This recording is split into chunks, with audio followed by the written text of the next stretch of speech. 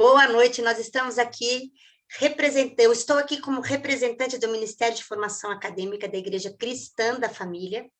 É uma honra começar essa série de lives sobre educação.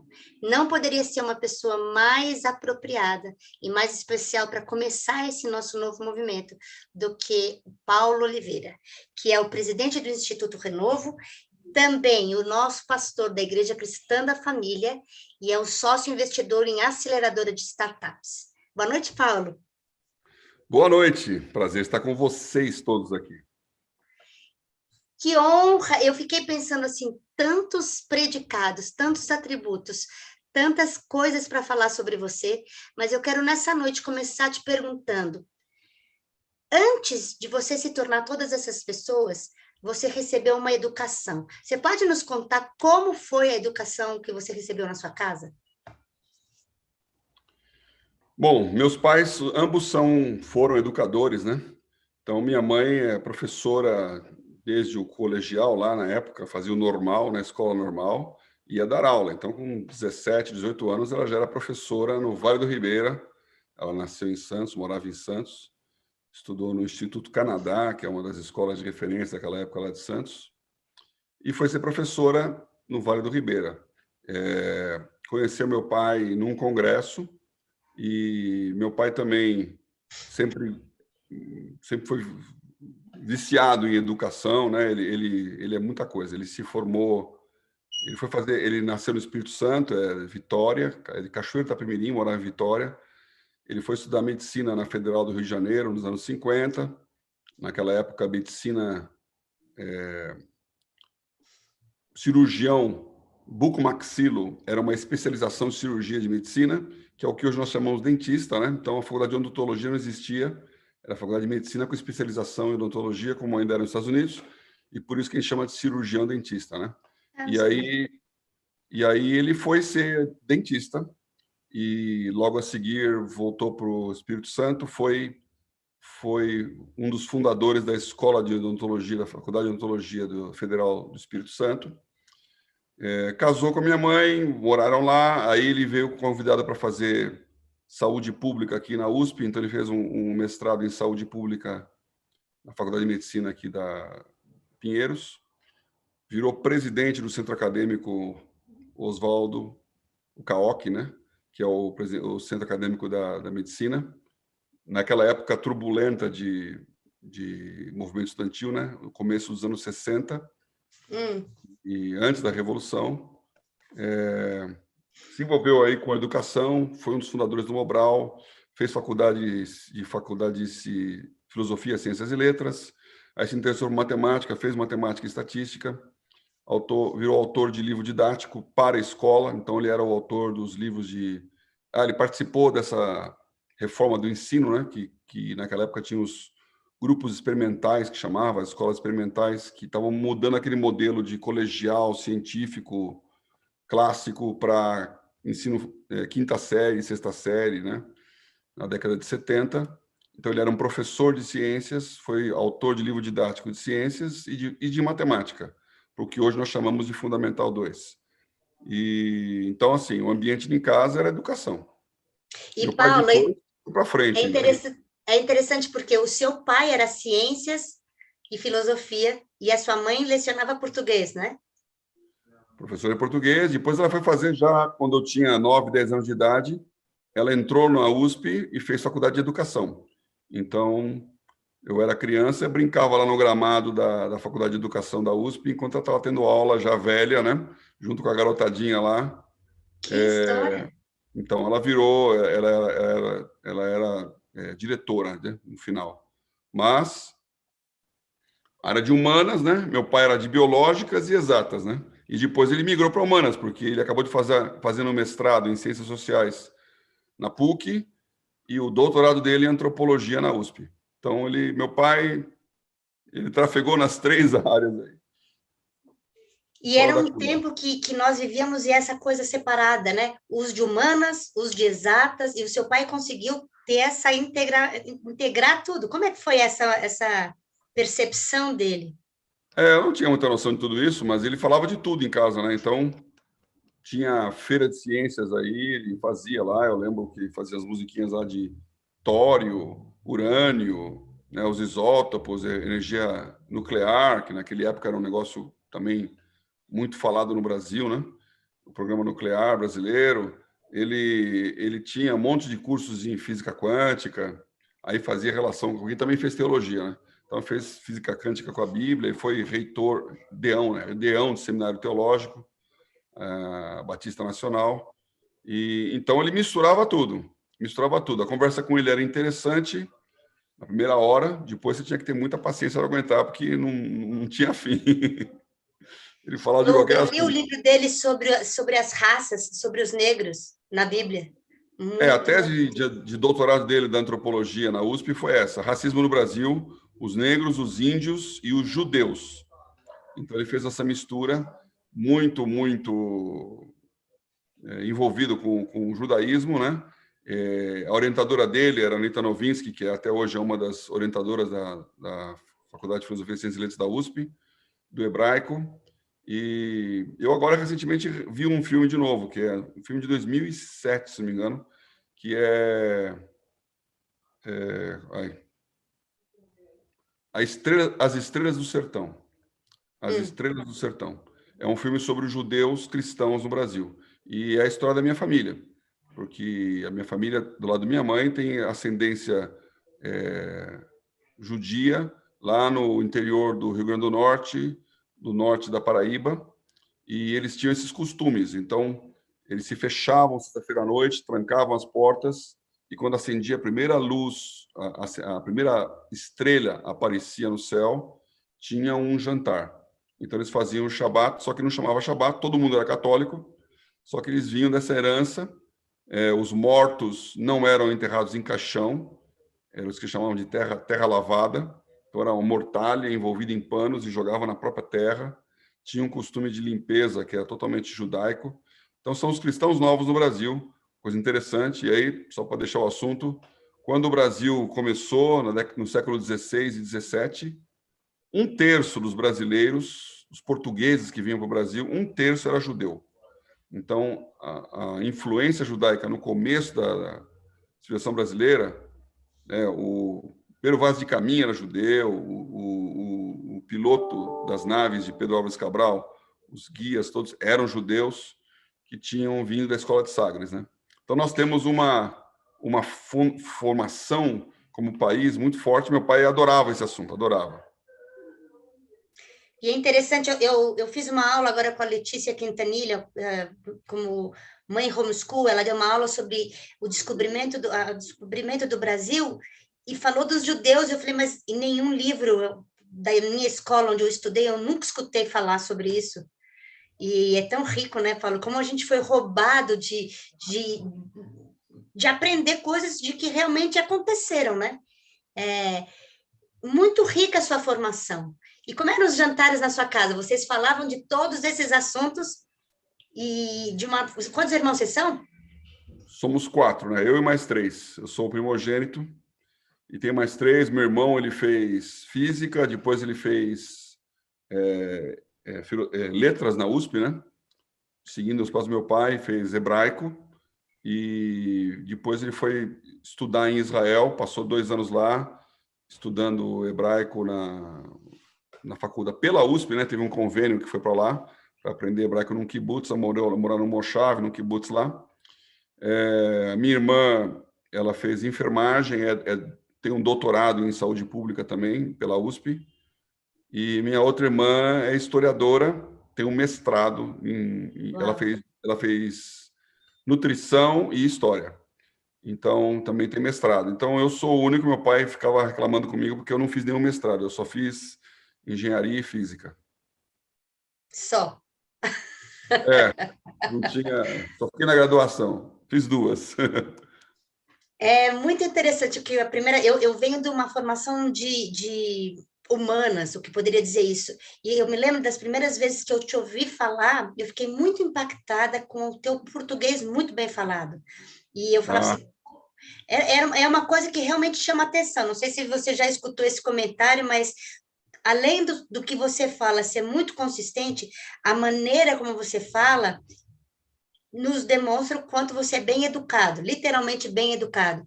A estrutura das tuas falas, eu fico assim, parece, sabe, música para os ouvidos? E isso é uma educação, né, Paulo? É uma formação É. só sabe falar quem sabe ler, né? Na verdade, olha, bom, minha mãe é professora de português, então não podia falar errado, não. Errava, ela corrigia. O aprendizado é tentativa e erro, né? Todo aprendizado ele é fruto da necessidade. Então, isso é um assunto que, inclusive, hoje no Brasil é muito importante, porque nós estamos no melhor momento da nossa chamada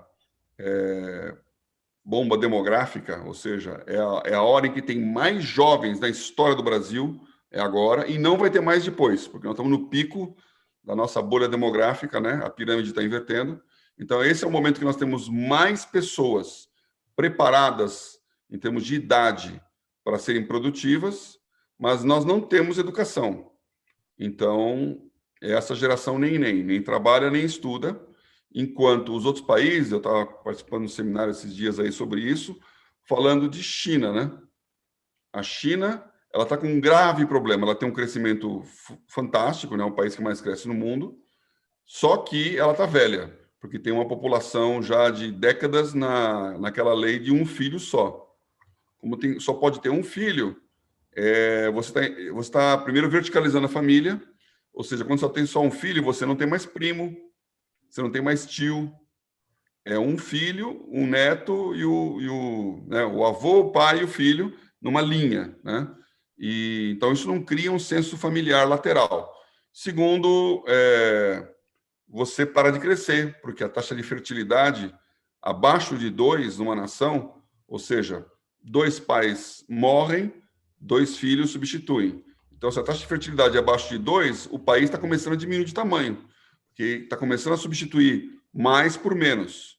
A taxa do Brasil hoje é 1,6, ou seja, nós já estamos num processo de diminuição da população.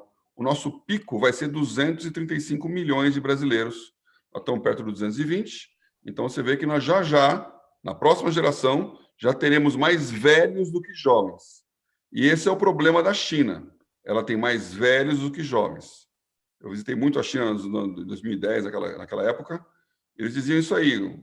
Quando um chinesinho casa com uma chinesinha, ele tem que alimentar 14 pessoas, porque eles têm pais e avós vivos, dos dois lados. Então, você tem 14 pessoas sustentadas por 2 rendas. E o Brasil tem esse problema. Nós estamos no auge da nossa demografia, então nunca teve tanto jovem no Brasil, não tem emprego, e não tem formação, e não tem educação. Então, se essa necessidade de aprender não tiver na nossa geração de hoje, essa necessidade de falar certo, porque eu não falei certo porque eu gostava de falar certo. Eu falava certo porque minha mãe não deixava falar errado. E aí você entra na sua cabeça. Então ela falava, quando você falava, tô com uma dó, não, um dó. Mas um dó é muito feio. Mas não existe uma dó. Existe um dó. Então, isso gravou na cabeça. Então, eu não falo uma dó de jeito nenhum. Quando eu falo uma dó, dói. Né? Quantos gramas você vai comprar? 200 gramas de mussarela. Por quê? Porque grama é masculino. É 1 grama. Se quiser comprar 200 gramas, você tem que ir no pasto.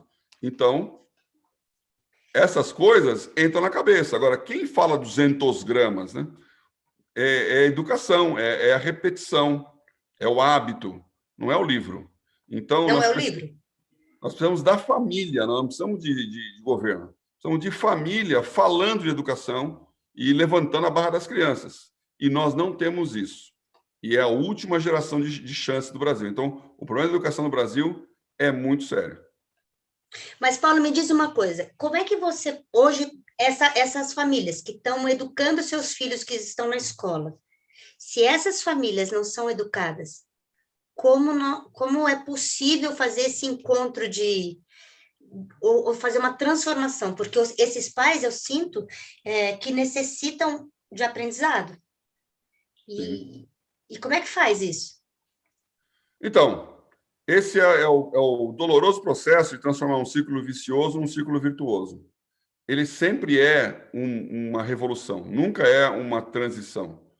Então, o start disso tem que ser dor, porque, de novo, a necessidade que põe a lebre a caminho. Então, você aprende porque você precisa.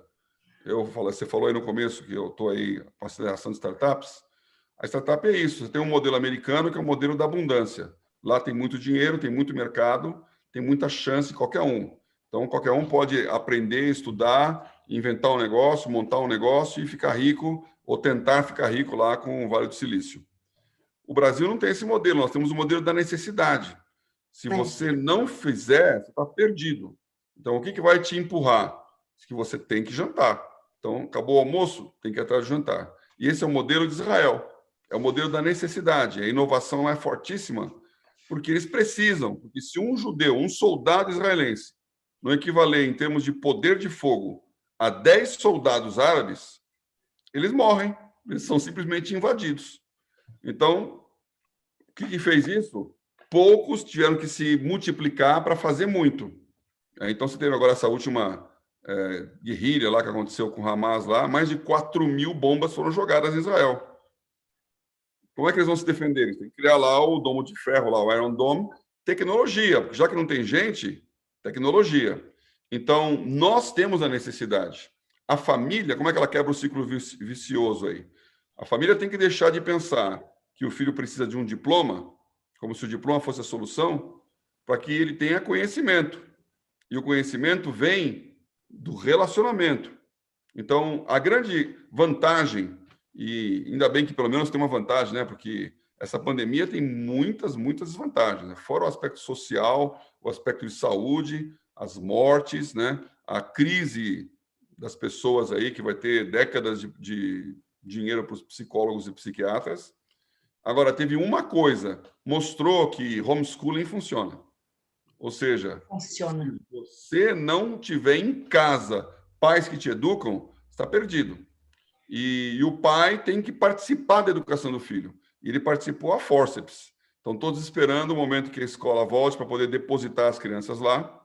E aí eu acho muito engraçado isso, porque, indo para falar de educação lá, eu lembro da minha mãe lá na Faculdade de Educação, Paulo Freire, né, um dos gurus da educação brasileira, contestado em muitas coisas, porque na prática não funcionou nos países da Latinoamérica, essa maravilha não pegou, mas o que ele falava? Ele falava da educação bancária, que é a educação em que você trabalha como se fosse um banco, você deposita conhecimento na cabecinha do aluno e ele vai acumulando conhecimento.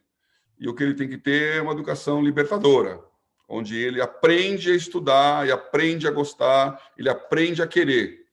E eu acho isso perfeito, Não tem que acumular conhecimento, tem que desenvolver a necessidade. Mas cadê a necessidade?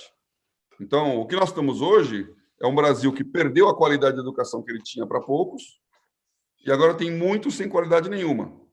Então, nós estamos trocando a qualidade pela quantidade e essa troca foi desastrosa. Agora nós precisamos da quantidade realmente fazer qualidade de novo. Não vai funcionar se a família não participar.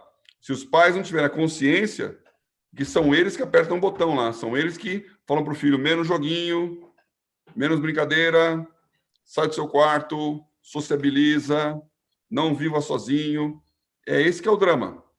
E nós estamos num momento muito mais dramático ainda, porque também é um assunto que eu estou, as minhas empresas investidas aí, uma delas é de governança corporativa, de compliance, código de conduta, o que hoje ficou famoso como ESG, né?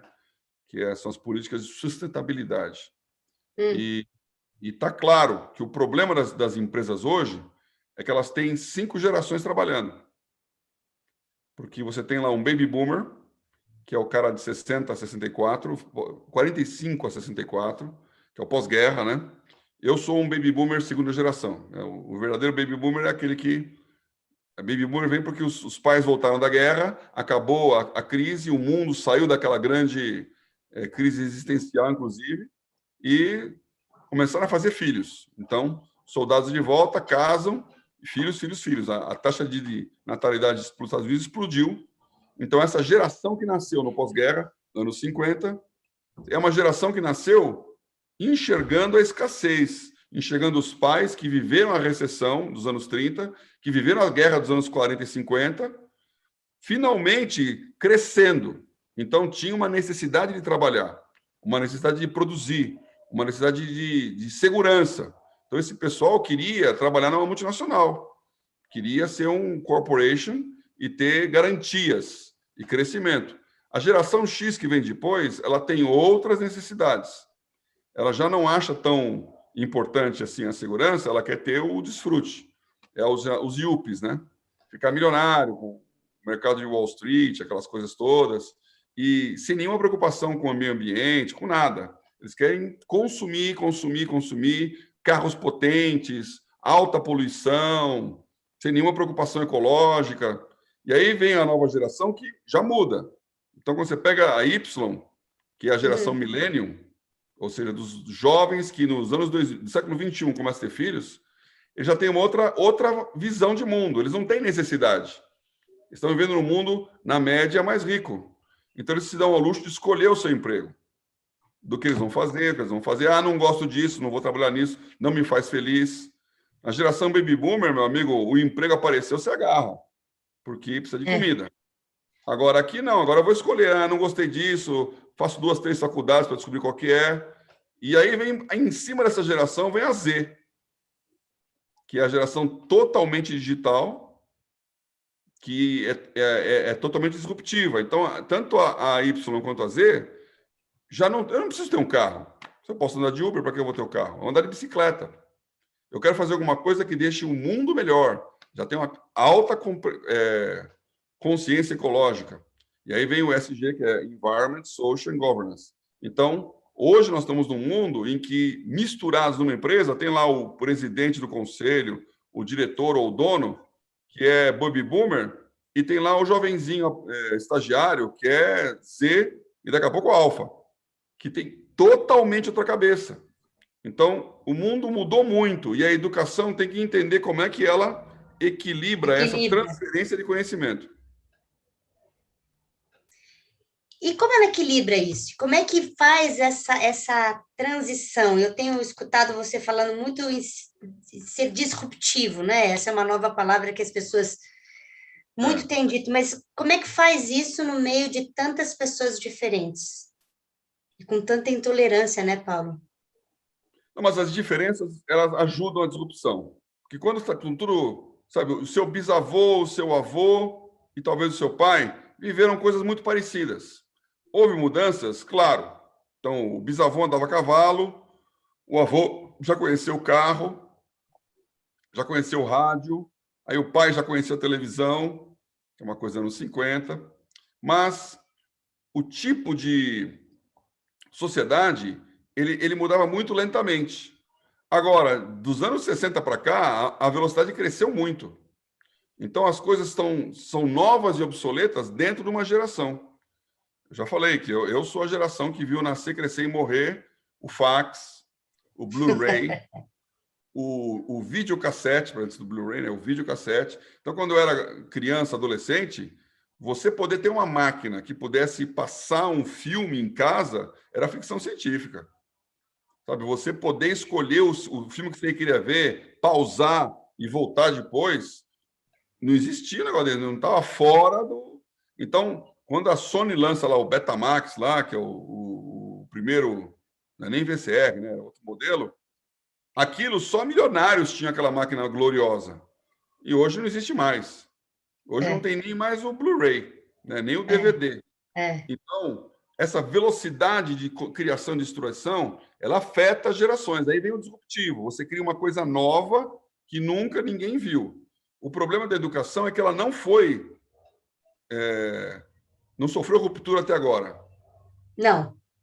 A educação continua um quadro de negro, um quadro verde, um giz, uma carteira e caderno. Então, essa pandemia também trouxe isso, a obrigatoriedade de um ensino à distância. Obrigatório.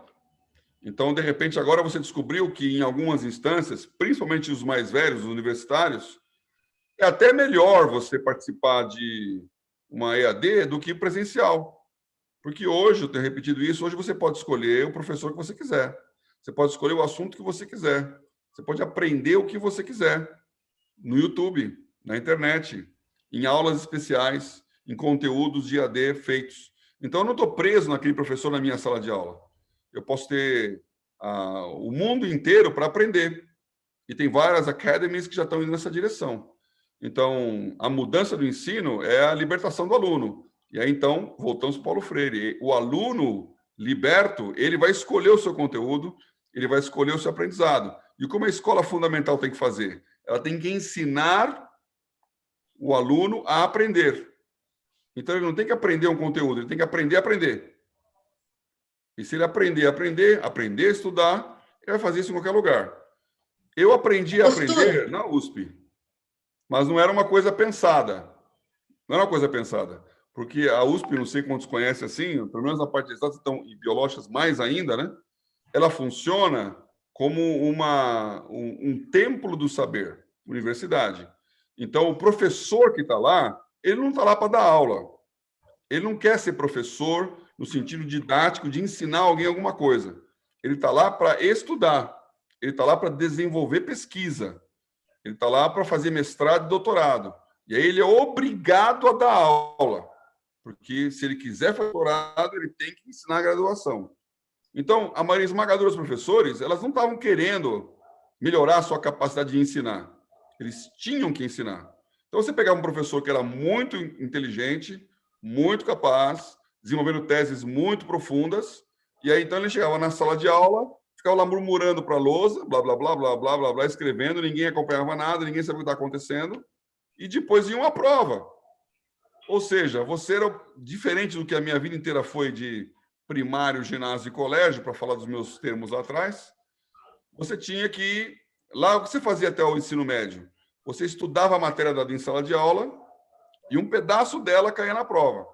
Então, se você estudar tudo que você realmente recebeu de conteúdo, você vai bem na prova. Agora não, na faculdade não. Você estuda tudo que o professor falou, aparentemente entendeu tudo, e chega uma prova e caiu coisa que você nunca viu na vida.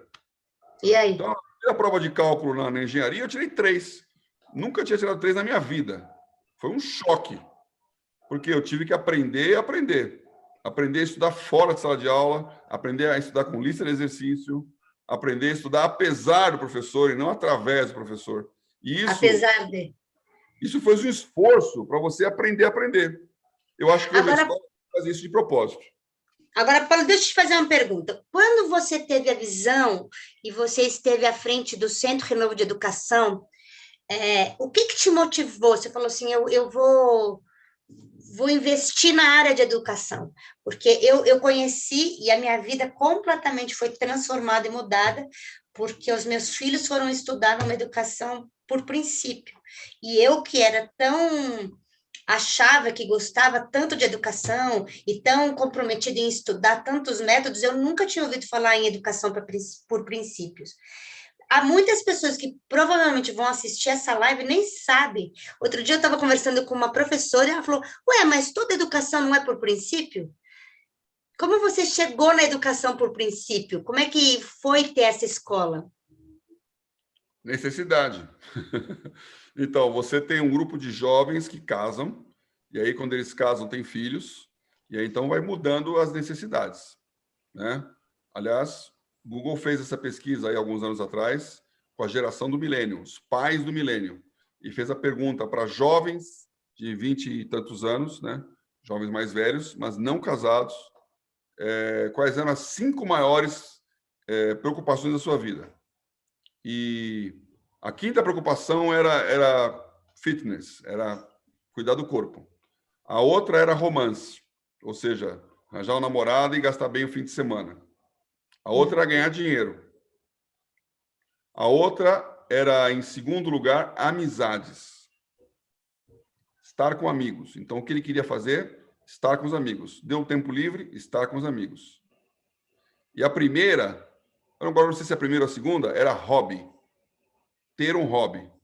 As duas eram 30% a 35%. Então, 70% do interesse daquela geração era ter um hobby e estar com os amigos, ou seja, passar uma noite de joguinho. Então, a cabeça da pessoa, de um jovem de 23, 25 anos, solteiro, é essa. Curtir a vida, ter um físico, ganhar dinheiro fazer um joguinho e bater papo com os amigos pela madrugada. Aí esse cara casa e tem um filho. Quais são as maiores preocupações? Aí é saúde no sentido de ter uma vida saudável. Então, ele está pensando na alimentação, ele está pensando no condicionamento físico para ser saudável. Continua tendo a necessidade de ganhar dinheiro. Aí tem uma necessidade que é dar certo no casamento. Porque apesar desse casamento estar falido, todo mundo quer casar e não se separar. Ele só não se prepara para isso, mas ele não quer se separar quando casa. Então, e aí as duas primeiras são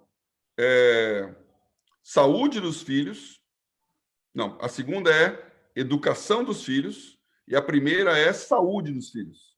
Portanto, esse mesmo jovem de 25 anos casado, ele é capaz de passar a madrugada acordado num hospital porque o filho dele está com problema de saúde. E no dia seguinte ele vai trabalhar do mesmo jeito, porque é o princípio dele. Então, não está interessado em hobby, não está interessado em relacionamento, está interessado em família, educação dos filhos, futuro dos filhos. E isso é da natureza. Então, nós chegamos nessa fase e os nossos filhos vão estudar onde? E aí, então, essa pergunta, nível de educação, qualidade de educação, e um desses pais estavam preocupados com isso, nossos amigos, que é o Roberto Rinaldi, também engenheiro, conheceu nos Estados Unidos esse Principal Approach, que é como se chama lá nos Estados Unidos esse método. Principal Approach, que é educação por princípios, aqui no Brasil. O Principal Approach foi criado na década de 70 por educadoras americanas justamente preocupados com a queda do nível da high school lá nos Estados Unidos, educadores cristãos. Então, nos Estados Unidos teve uma grande disputa nos anos 60 para os 70 sobre mistura de educação e religião. Porque naquela época, todos eram obrigados a fazer uma oração antes de começar as aulas, tinha todos os valores de Deus na escola, e aí entrou uma grande questão na Suprema Corte americana para separar religião e Estado. Então, foi proibido orar nas escolas. A escola se tornou laica. E a qualidade disso foi que o ensino caiu muito. Então, essas educadoras foram lá. Como é que era a metodologia de educação dos Founder Fathers lá, dos pais da nação, os primeiros americanos que vieram lá da Inglaterra, que eram todos cristãos. Então, Webster, do dicionário, era cristão. Todo esse pessoal eram lá da região da Nova Inglaterra, lá Plymouth, eram cristãos que educavam os filhos num princípio de discipulado. Os pais educam os filhos. Eu tive a chance de ir lá conhecer esse pessoal, esse lugar, uma das primeiras capitais dos Estados Unidos. Ainda tem a cidade preservada lá, onde morou... Virgínia, né? Onde morou o Thomas Jefferson, esse pessoal todo. E você entra na casa deles e vê a livraria do cara. A biblioteca, né? Library. A biblioteca da pessoa. Então, livros. A independência americana feita em cima de filosofia, de tudo que acontecia na França. Então, esse pessoal tinha alta cultura e passava através de ensino de discípulo e aluno. Então, a educação por princípios pegou esses valores e colocou na educação. São 7 princípios. Eu repito isso sempre, já virou agora, já fiz a minha colinha aqui, né? São 7 princípios, então eles são transversais às matérias. Você não está estudando o princípio, você está estudando as matérias através deles. O primeiro princípio é soberania, ou seja, existe um Deus, e esse Deus é soberano sobre todas as coisas, ele é o criador, ele é o dono, ele é o maior. E você tem que se relacionar com ele com autoridade. Portanto, você está debaixo da autoridade desse Deus soberano. Só que existe o autogoverno. Você manda em você mesmo. E você tem que exercer essa capacidade de ser livre, que está bem no âmago do conceito da democracia, né? De somos iguais. O terceiro princípio somos iguais, mas somos indivíduos. Então, tem a individualidade. Individualidade. Cada um tem um caminho, cada um tem uma história, cada um tem uma trajetória, e, portanto, esse ensino massificado não funciona. Você tem que entender a especificidade de cada pessoa no seu papel e no seu propósito. Agora, se você ficar indivíduo sozinho, vira individualismo, o que é ruim também. Então, o outro princípio é o princípio da aliança. Ou seja, você vai andar junto com a sua geração. Você vai fazer as coisas em bloco. Você vai mudar a história em geração. E esse é bem bíblico, que uma geração saúda e ensina a outra geração. Então, nós podemos olhar as fotos antigas e ver como é que nós éramos ridículos naquelas roupas, mas todos eram ridículos iguais. E agora todos estão no outro, você anda em bloco. O outro princípio, que é depois de aliança, é o fato de que a máfia é uma aliança. Então, não adianta nada você estar em bloco se você não tem caráter. Então, o caráter é que vai te fazer a capacidade de discernir o bem e o mal, o que é certo e o que é errado, o que deve e o que não deve. Então, a educação, no sentido amplo da palavra, ela traz caráter à criança. Ela tem que ter um bom caráter. E, municiado de tudo isso, tem o resultado, que é você semear e colher, ou seja, as coisas não vêm de graça, você tem que tomar uma decisão sempre entre consumir já e ficar sem, ou guardar e ter mais no futuro. Como eu falei, nós somos 4 irmãos. Então, tudo que era comprado é para 4. Tinha que dividir igual, porque é democracia. Ninguém é melhor que o outro. Então, 4 pães doces, 4 iogurtes, 4 frutas. E aí tem sempre um lá que come desesperado, come logo o seu iogurte, e aí vem o iogurte do último lá, que é o que não come, e fica guardado na geladeira. Aí ele vai lá e vê aquele iogurte sobrando, fala, vou comer. E aí eu falo, não, esse não é seu. Não é seu, não pode. Por quê? Porque ele tem que aprender a dividir. E aí ele tem que aprender que se o outro guardou, ele tem no futuro. Se você comeu tudo, você ficou sem. Então, é o trade-off aí do semear e colher. Você vai consumir ou você vai investir? Que é o princípio de educação financeira. Semeando, vai ter uma grande colheita, vai ter muito dinheiro, e aí com aquele dinheiro você tem que aprender o último princípio, que é da mordomia, que é a mordomia no sentido em inglês da palavra, de stewardship, que é eu sou administrador dos bens, eu não sou dono. Eu não estou aqui para gastar comigo mesmo, eu estou aqui e vou prestar contas do que eu recebi. Então, o ambiente que eu recebi, eu vou passar para a próxima geração. Eu não posso gastar, não posso estragar. A riqueza que eu recebi, vou passar para a próxima geração. E aí, como diz um chefe antigo aí, que não sei nem se a frase é dele, mas ele falava bastante isso. Ele falava assim, já que eu não posso deixar um país melhor para os meus filhos, o Brasil toda essa confusão aí, né? Já que não dá para fazer um país melhor para os filhos, vamos deixar filhos melhores para o país. Então, você precisa pensar em que o seu filho tenha consciência de que ele não é um rato de shopping center, mas que ele é um empreendedor. E quando ele for empreender, essa riqueza vai ser multiplicada. Então, a educação princípios é isso. É entender os princípios em português, matemática, história. Como é que eu tenho aliança? Como é que eu tenho autogoverno? Como é que eu sei o que é meu, o que é do outro? Como é que eu invisto? Como é que eu administro o resultado desse investimento? E isso é uma aliança dos pais com a escola. Então, na nossa escola... Mas aí, Paulo, deixa eu te falar uma coisa, por experiência própria. Quando uma família muito bem intencionada e engajada até na sua educação do seu filho e não sabe o que é princípio, como você vai ensinar essa geração que está ensinando equivocadamente? Deixa eu te dar um exemplo. Quando eu entrei, nós não chegamos no CRE porque nós escolhemos essa educação. Na verdade, Deus escolheu para nós, e depois é uma história linda que eu posso contar. Mas eu não tinha nem noção. Mordomia, para mim, o sentido da palavra mordomia, ou submissão, era completamente equivocada. Era uma visão enganada. Era invertida.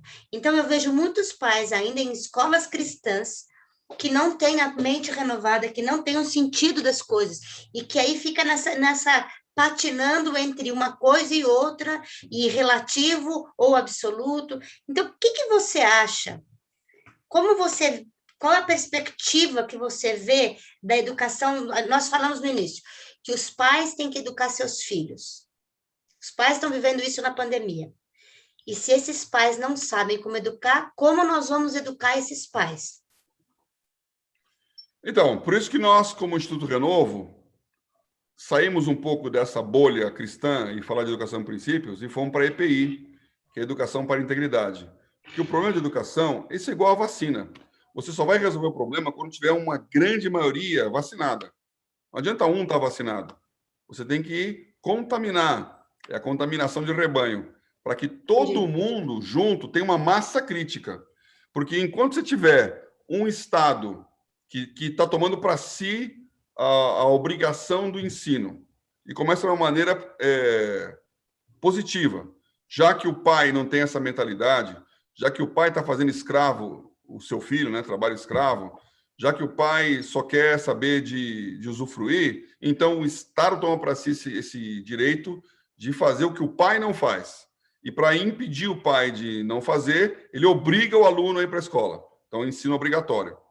Aí vem a briga do homeschooling, porque nós não estamos contra o ensino obrigatório. O que nós não queremos é que o Estado venha dizer o que nós vamos ensinar para o nosso filho. Exatamente. Então, agora, isso pressupõe um pai que sabe isso. O problema do Estado é que tem os pais que não sabem. Então, enquanto não tiver uma maioria que sabe, você sempre vai correr o risco de dar a liberdade para quem não tem condição de administrá-la. Então, o que precisa acontecer? Precisa acontecer que essa ideia tem que espalhar, tem que ter mais gente, tem que ter uma contaminação positiva do conceito da liberdade para a produção. E isso é uma mentalidade que o brasileiro não tem. Então, o drama da educação é ter pouca gente pensando nela. Como é que quebra esse ciclo vicioso? Você quebra um a um. Então, a sua escola pode fazer isso, os seus filhos podem fazer isso, e na hora que você levantar filhos que têm essa capacidade do que nós chamamos de cosmovisão, aí então ele vai se posicionar em qualquer situação. É o que eu sempre digo de educação aqui. Educação são 3 coisas. Educação é cosmovisão, que é o seu referencial, que é o mais Deixa eu te importante. falar, licença. Você pode explicar para quem nem tem noção do que é cosmovisão? Vou explicar. Então, primeira coisa é a cosmovisão, que é o seu referencial, é a maneira como você enxerga o mundo. Isso, a educação é muito importante. Por isso, a educação brasileira não pode ser igual à educação japonesa ou à educação islâmica. Singapura. Cada um está num ponto de vista diferente. Eu sou de um país tropical, cristão, latino-americano. A minha cultura, o meu embasamento, a minha história é absolutamente diferente dos outros. Então, a minha cosmovisão será diferente. Por isso, eu não posso importar cosmovisões. O segundo é metodologia, que é como que eu ensino aquilo que a minha cosmovisão mostra. A maneira como eu faço. E no caso de educação em princípios, tem várias coisas aí que você fala do fichário, das ferramentas de ensino. E o último é conteúdo, que é o currículo, que é o que objetivamente eu vou ensinar. Então, ele tem que aprender matemática, história, geografia, o quê? Que o governo estabelece um currículo mínimo e nós acrescentamos em cima dele. Então, o currículo é o mais tranquilo, porque não tem muita dúvida que você tem que saber aquelas coisas todas. Agora, mesmo assim tem muito rolo, porque tem muito currículo antigo que está ensinando coisas que não vão acrescentar nada. Agora, a metodologia e a cosmovisão, elas têm que estar entrelaçadas. E o que é cosmovisão? É como eu vejo o mundo do lugar onde eu estou. Então, o que eu tenho que fazer, eu tenho que, primeira coisa, me perguntar se eu estou no lugar certo. Então, eu sempre falo isso aí, repito aqui agora de novo. Exercício de física do ensino médio. Né? Uma criança batendo bolinha dentro de um vagão de trem. Então, para aquela criança que está batendo a bolinha no chão, a bolinha está subindo e descendo em linha reta, porque o referencial dele é o vagão. Então, ele está vendo a bolinha subindo e descendo. Então, ele sabe esperar a bolinha chegar na sua mão, porque ele pressupõe que ela vai subir em linha reta. Para quem está na plataforma vendo o trem passar, aquela bolinha está fazendo uma parábola, porque o vagão está andando. Então, o referencial daquela criança está em movimento. Portanto, ele não é absoluto. Ele é relativo. Agora, na plataforma, eu tenho uma melhor compreensão do que está acontecendo, porque eu sei que o trem está andando. Então, para calcular onde a bolinha vai estar, eu estou fazendo um movimento parabólico. Piorando a situação, a Terra está girando. Então, o movimento daquela bolinha é helicoidal, porque ao mesmo tempo que ela está fazendo a parábola, ela está girando em torno de si mesma, porque a Terra toda está girando. Então, para um astronauta no espaço, aquele movimento ele não é nem retilíneo nem parabólico, ele é helicoidal. E, por último, a Terra está transladando em torno do Sol, ela está girando a rotação, está na translação em torno do Sol, então está formando aquela elipse, e o Sol está indo em direção à Vega, que é a estrela para a qual nós estamos nos aproximando. No dia que a gente chegar lá, acabou a humanidade, ainda bem que tem alguns milhões de anos para chegar em Vega. Agora, por que isso é importante? Isso eu aprendi em física, quando eu estudei física na USP. Para poder calcular a trajetória de um foguete, eu tenho que colocar o meu referencial no lugar certo. Porque se eu calcular a trajetória do foguete, que ele vai sair, vai para a Lua, vai voltar, e vai ter que pousar lá no lugar que eu quero que ele pouse, eu tenho que saber que a Terra está girando, que o Sol está andando, porque no espaço solto está tudo andando numa direção e o foguete está parado. Então, se ele ficar paradinho, o Sol passa por ele. Então, o que acontece? Existe um referencial que em física chama-se referencial inercial absoluto. Esse referencial inercial absoluto é vega. Todos os movimentos, todos os cálculos astrofísicos, Convergem. trajetórias, tem que se considerar que o XYZ está em vega. Agora, para aquela criança dentro do vagão, se explicar isso, ele vai perder a bolinha. Então, a pergunta que você tem que fazer sempre é: qual é o seu referencial? Porque o referencial inercial absoluto é Deus. Amém, isso. É absoluto. Ele não muda, não tem sombra de variação. Ele é o mesmo ontem, hoje e eternamente. Na hora em que você saiu de Deus e começa a enxergar o mundo com outro referencial, em alguma hora vai dar pau. Ou porque você está no vagão, ou porque você está na Terra, ou porque você está no sistema solar. Mas quanto mais alto você for, mais importante é saber que Deus é o único referencial. Então, isso é cosmovisão. É enxergar o mundo de um lugar em que eu estou ancorado numa rocha e não em movimento. Nossa, olha, isso foi demais. Eu vou até escrever. Estamos ancorados numa rocha e não no movimento. É sobre isso, né, Paulo? E não adianta você ter essa perspectiva de que tudo mudou, mas Deus não mudou, né? Você pode achar que... eu falo sempre aí, para melhorar esse assunto, é justamente a astronomia. Os gregos, quando olhavam os céus, eles faziam as composições de como que eram os movimentos dos corpos celestes. E tem um famoso que é o Ptolomeu, que ele estudou muito isso, morava no Egito, e ele calculou como é que eram as rotas. Só que ele partiu do pressuposto de que a Terra estava parada e que as estrelas estavam mexendo. Então você imagina como é que era a trajetória dos corpos celestes quando você parte do pressuposto de que você está no referencial absoluto que é a Terra.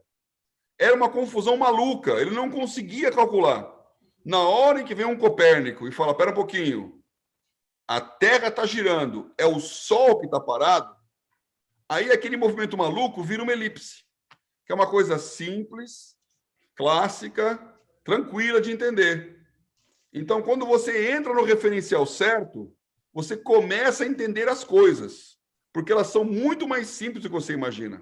E é isso que a Bíblia fala no Novo Testamento, que é: o homem espiritual discerne bem todas as coisas e por ninguém é discernido, porque ele vê as coisas espiritualmente, e o homem natural não consegue ver espiritualmente, ele não discerne espiritualmente, então as coisas são confusas. Esse é o Novo Testamento. O Velho Testamento é o Salmo 73, que Davi fala: "Quando eu estava vendo como os ímpios prosperam e como os justos dão errado, eu fiquei muito perturbado nos meus pensamentos, até que eu entrei no teu santuário, e aí eu entendi o final deles." Então, nós temos que estar num referencial que explica bem as coisas, porque senão você está com o resultado errado na mão. Nossa, isso é muito revelação que você falou, sabia? Para mim, me dá uma nova perspectiva, não que eu não tenha não esteja ancorada na rocha, mas muitas vezes nós nos perdemos no movimento, né? Nos distraímos do foco. Aqui tem estou no quarto do meu filho e ele brinca de acertar o alvo. É o alvo. Esse é o alvo. Não adianta ficar olhando. Enquanto você falava, Paulo, eu entendi uma coisa sobre sabedoria, discernimento e conhecimento. Não adianta entupir de matéria, de conteúdo, se você não sabe onde usar. Nem para quê, né? Quantos cursos, quantos canudos se vendem hoje e nunca se teve um índice tão enorme de analfabetos funcionais, né? Pessoas que não sabem... cresceram com sistemas de apostilado, não sabem nem procurar um conhecimento, nem tem um Google e não sabe nem por onde pesquisar. Uma das coisas que me deixa fascinada com a educação por princípio é a maneira de ensinar a raciocinar. É a renovação da mente, né, Paulo? A educação não é sobre quantos assuntos você domina, mas é quanto a sua mente pode ser renovada a partir do eterno. Não é isso, Paulo? Sair da bitola. As pessoas acham que um cristão é um bitolado, mas na verdade o cristão é o que está verdadeiramente livre. Livre. Tem uma O que é história que eu esse pensei que conceito era... de liberdade? Como é que é? Explica esse conceito de liberdade, porque as pessoas têm que não conhecem a Cristo têm uma confusão sobre o que é ser livre. E aí estão todos dentro de caixinhas e de esquemas. E por que nós dizemos que um cristão é livre? O que é ser livre, Paulo? Então, tem duas coisas na liberdade. Primeiro, é você ter a capacidade de fazer o que você quer. Então, claro, você está preso, você não tem liberdade, porque você não pode ir, né? Mas a segunda coisa, que é a mais importante, é ter a condição. A condição é que, você, como você falou, você pode ter um Google na tua frente e não saber usar, porque você está bitolado. Você está tão bitolado, está tão doutrinado, e isso vale para crente e para não crente, porque você pode bitolar em religiosidade, você Sim. pode bitolar em humanismo. Um vício, um hábito, são bitolas. Você tem que entender como é que eles funcionam. Então, eu lembro de uma história que eu pensava que era brincadeira, né? Depois o cara falou, não, isso aconteceu mesmo, né? De uma empresa que tinha lá o pessoal, os funcionários dele, fábrica, né? E chegou uma máquina americana nova que ninguém nunca tinha visto, todo mundo sabia que é automatização, aquele negócio do robô, aquele negócio maravilhoso. E aí vem a máquina e ninguém sabia como é que fazia ela funcionar. E tinha as instruções da máquina. Só que o pessoal não sabia ler inglês. E a instrução maior que estava lá, estava escrito assim, Pies no pedal. E aí, não tinha um cara para falar o que era aquilo. Aí chegou um fulaninho lá que não sabia inglês coisa nenhuma, ele olhou aquilo e falou assim, funciona assim, ó, você pisa aqui. Falei, como é que você sabe? Está escrito aí, ó, pise no pedal. Pise no pedal. O cara lê paz no pedal. Então, isso é bitola. Isso é bitola. Então, a liberdade é quando você tem um óculos que tira da sua cabeça e você enxerga o mundo como ele é e não como eles querem dizer que ele seja. Nós somos muito bitolados. Nós somos uma geração Muito. que vive em tirinhas de asfalto que ligam conglomerados de cidade. A cidade é uma excrescência que o mundo terra, ambiente, não tem. Nós estamos num ambiente artificial e nos relacionamos artificialmente com o mundo. Quando você sai e pisa na terra, já começa a ficar fora do seu ambiente. A mesma coisa acontece com filosofias, com conhecimentos. Você lê livrinhos e repete aquelas coisas. Aí a pessoa que hoje ninguém sabe de medicina e está falando de medicina. Está todo mundo expert em medicina. Por quê? Porque ou é contra ou é a favor do governo. E aí estão os pró-governistas falando um monte de coisa para defender uma ideia e os antigovernistas outro monte de coisa e nenhum dos dois sabe nada. E quando chega o profissional do ensino, ele é desprezado, né? O médico, ele é pisado porque ele não está falando aquilo que você quer ouvir. Isso é a maior das prisões. Então, para mim, aquele poema maravilhoso, Invictus, né, que deu até o nome ao filme do Mandela, que é o poema que ele decorou na prisão, 20 anos preso, né? Estava escrito na parede da cela dele lá, negócio maravilhoso lá em Cape Town. Ele fala, eu sou o mestre de mim mesmo, eu vou forjar o meu destino. Ninguém vai falar para mim o que eu vou fazer. Eu sou o dono da minha vida, eu sou o mestre do meu destino. E o nome é Invictus. Ele decorou esse poema, que é um poema em inglês, para dizer, não é esse apartheid que vai me dizer quem eu sou. Eu não vou perder minha sanidade, nós temos que resistir. Paulo, foi assim uma reflexão extraordinária sobre educação, é um tema super abrangente.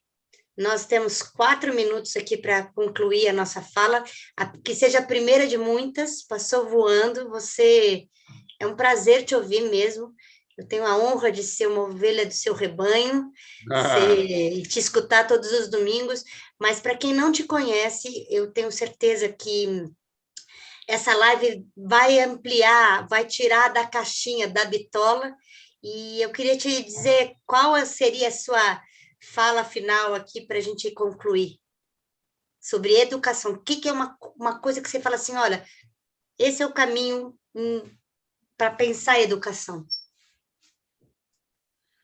Olha, educação é um processo de longo prazo. Então, qualquer um de vocês está me ouvindo aí, seja como aluno, seja como pai, você tem que entender que esse fruto só vai ser colhido daqui a décadas. Então, o que você fizer hoje só vai resolver lá na frente. É óbvio que nem todos conseguem esperar esse tempo todo, mas vale a pena esperar. E se você é um pai, você não tem outra alternativa, porque o seu filho ele vai demorar décadas para crescer. Então, esse período não pode ser apressado. Ele tem que ser desfrutado, ano a ano, etapa após etapa, para que a educação, como um processo, faça o seu resultado. A educação é uma tremenda arma, mas ela tem que ser plantada, regada, para depois ser colhida. Então, não desista. Não desista. Nós estamos em educação, nós estamos como CRE, como escola de educação, que já foi a escola de referência de educação princípios do Brasil, é a mais antiga do Brasil hoje. Nós estamos educando uma geração lá para frente. Lá para frente. Muitos vão não entender, muitos vão cansar, muitos pais vão olhar aquilo como uma bolha, mas muitos também vão perseverar. E nessa hora, o seu filho vai ser o líder que você jamais imaginou que ele pudesse ser. Educação entrega resultados.